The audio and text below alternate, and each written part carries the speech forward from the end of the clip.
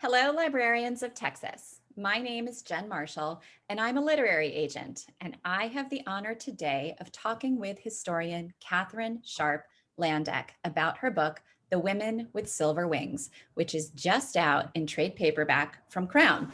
Here it is. And I'm not just a literary agent, I'm Kate's agent. And so I'm so excited to be here talking with you. This riveting work of history, which reads like a novel at times, is the story of the very first women ever to fly for the US military. They were known as the WASP, which is short for Women Air Force Service Pilots, and they flew during World War II. Kate's book has received absolutely glowing reviews from the media and from readers around the country. And that's for an excellent reason.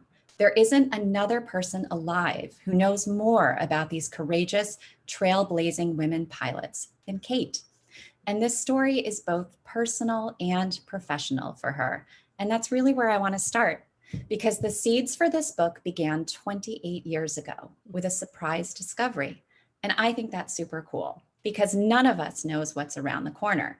And it just might be something that will transform your life in astonishing ways. Kate, can you tell us about the day that you found what would become your life's work? Sure, absolutely, Jen. And thanks for asking, and thanks for being here, and thanks to those who are watching. I appreciate it. It's not every day or every person who gets the opportunity to have that one moment in time that changes the entire trajectory of your life. June of 1993 was it for me. I went to an air show. I was living in Tulsa, Oklahoma, and was working at a flight school. I had a shiny new bachelor's degree in history. And I went up to this air show in Bartlesville, Oklahoma, a big biplane expo, and just happened to meet a pilot that introduced me to Curtis Pitts, an aircraft designer of really fun airplanes. And he turned as we were chatting and introduced the woman next to him and said, well, this is Carol Bailey Bosca, and she won the 1951 aerobatic championship in my second airplane. I was like, what are you talking about? I didn't know women had done that in the 1950s. I knew they'd, Amelia Earhart and all of that, but didn't know women had done that. And then as we talked, Carol revealed the fact that she'd done flying in World War II for the Army Air Forces. And I was completely blown away. That was it. What are you talking about? And we talked more, and she, had flown B-25s and B-26s and P-38s, all these big World War II bombers or those pursuit planes that you see in all the movies. And I had never heard of this before. I couldn't believe it. And I went back, I was working at a flight school in Tulsa, and I went back and talked to all the guys about this, and they'd never heard of these women either. They thought I was making it up. So I decided then and there that was ridiculous.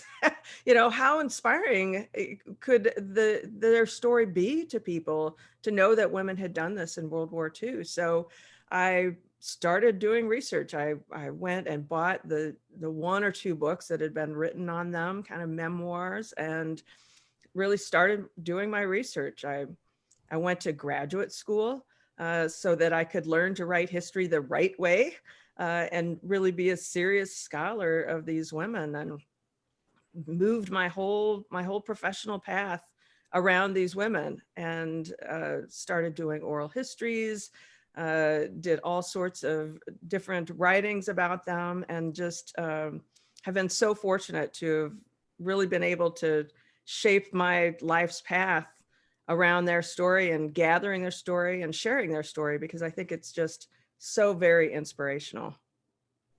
It really is, Kate. And I think that because of your work, their story is known to the world today. And that's an amazing, amazing accomplishment. And so, years into this research, because, really, realistically, you're still doing it. You're never going to stop. That's true. It's true. Digging into the story of the WASP ever. I know you. but years into this research, you sit down to write this book, and you have an embarrassment of riches. Yeah. You are the historian. And Yeah. so you have to decide, how are you going to tell this enormous arc, which starts with these women being told, no, you can't fly. You Mm-hmm. cannot do it. The military not only doesn't need you, but it doesn't want you. Mm-hmm.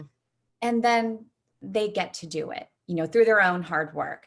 Then they're disbanded. Then they're erased. And then Mm-hmm. they have another fight again to be recognized as veterans, to be allowed to be buried at Arlington, which they achieve. Mm-hmm.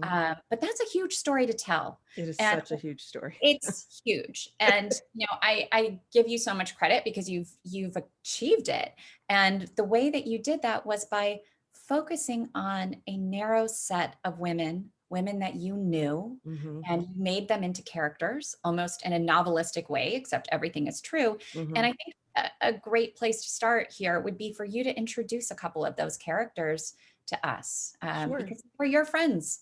Yeah, yeah, absolutely. And I think you're quite right. This was, I'd done research on these women for serious research for over 25 years, and had so much. And there were 1,102 of them who wore those silver wings that we named the book for. And to choose them, how to tell it. And not a lot of people know this, but I think librarians are book people, so they get this a little. I have on the wall right behind me 8 full 3-ring binders of full drafts of this book that I wrote, that kept getting shorter and shorter because it was so big, and I knew everything that was going on in it, but then other people would read it and say, what, there's too many people, there's too many pieces of the story. And so I really did have to kind of rethink how I was going to tell this story so that people could understand it. And I didn't want to just tell that World War II story. I wanted to tell the whole story, because their lives after the war were so interesting, what they were able to do, what they couldn't do, and those lives in the 70s when they're fighting to be recognized. And as you said, all the way to Arlington National Cemetery just a few years ago. So I really worked hard I had to find, characters. This is completely nonfiction, as you said, everything's true. Everything kind of follows the rule of 3 of, corroboration on these facts. But I wanted to write it in a way that people would read it, that my mother would enjoy it. And she's not a historian. And so I chose people that would follow us all the way through the story, people whose story I could tell beginning, middle, and end along the whole trajectory. And I wanted to also pick people that I knew, people that I had met. And so that's, I've got these kind of lead characters that I follow all the way through. I think a couple of the most interesting ones, Jacqueline Cochran, of course, I didn't know she died in 1980, but she was just an amazing personality, so complex, so complicated, a personality, grows up poor in the sawmills of Florida, and then goes on to be one of the most famous women pilots in the world, really rivals with Amelia Earhart in the competitions and popularity of the day, and just an incredible businesswoman, and really very stubborn and determined to give women the chance to fly, give herself the chance to fly some of these sophisticated airplanes. And so she's one of those that I didn't know, but really carries us through those war years and pre-war years, and that fight to get these women in the airplanes. And then one that you can't say they're your favorites, right? But I think Teresa James was one that I knew Teresa well. She was funny and smart, and God, she could make you laugh. She was so funny. And she really started flying in the 1930s and was an air show pilot and all of those things, and was a ferry pilot. So she helps me tell the story of those ferry pilots, and then follow her through the war years and into that post-war life with her personal story. I get lots of letters from readers about they never cried during a nonfiction book before. And I even had my own sister call me and say, you can't do this. You can't do this in this story. And I'm like, it's nonfiction.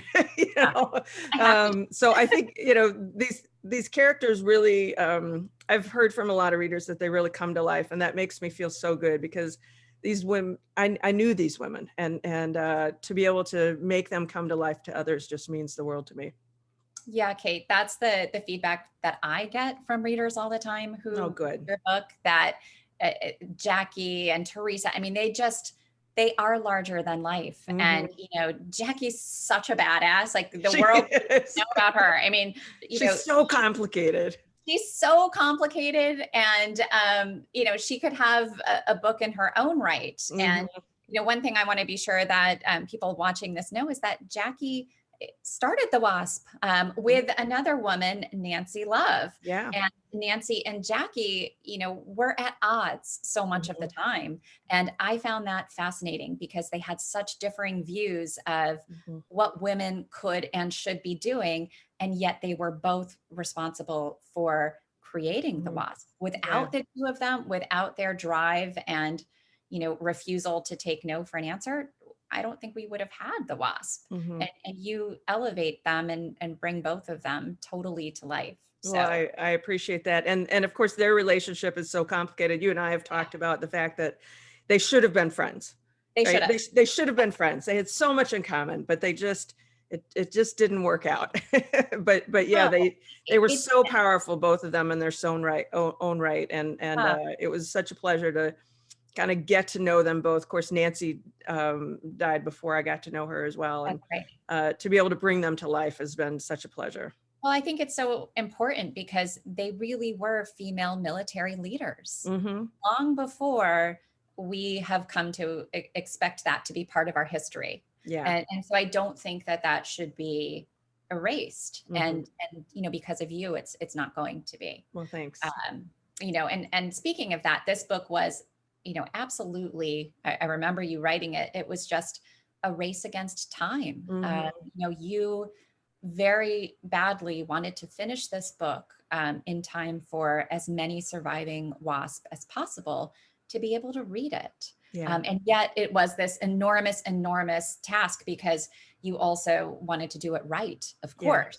Um, and I'm so happy for you that it did get done in time. There are Hmm. WASP who are able to read it, and I think it would be really interesting to hear what that's been like for you to share this book with the WASP who are still living, and what did they think about it? Yeah. Yeah. Well, I appreciate it. And that's one of the hardest things about writing a book about living people, and especially living people that you know personally, is it's like, ooh, are they going to like it? But they knew, and they wanted me to be honest and to tell the story. And um, that was very hard. Marty Weil, who's one of the leads, died while I was in the process, but she and I talked every 2 weeks as I was writing it, and she was so pleased with the direction it was going.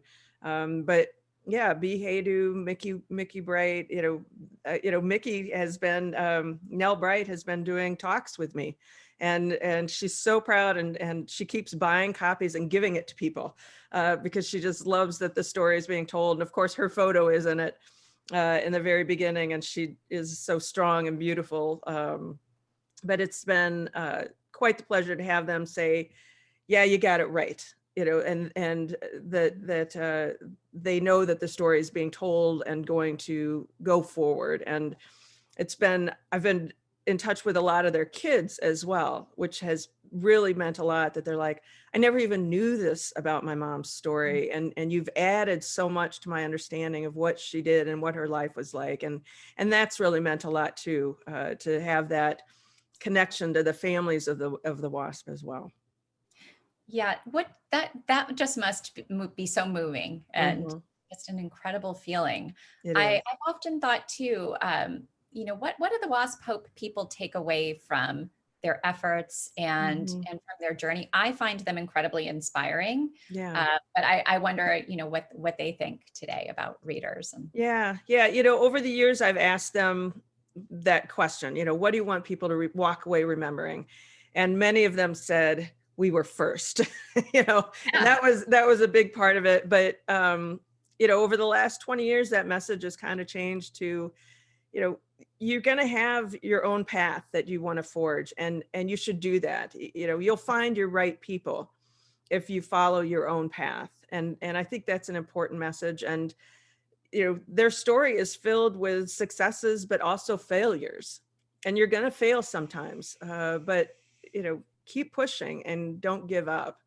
And you'll have a good life. I love that.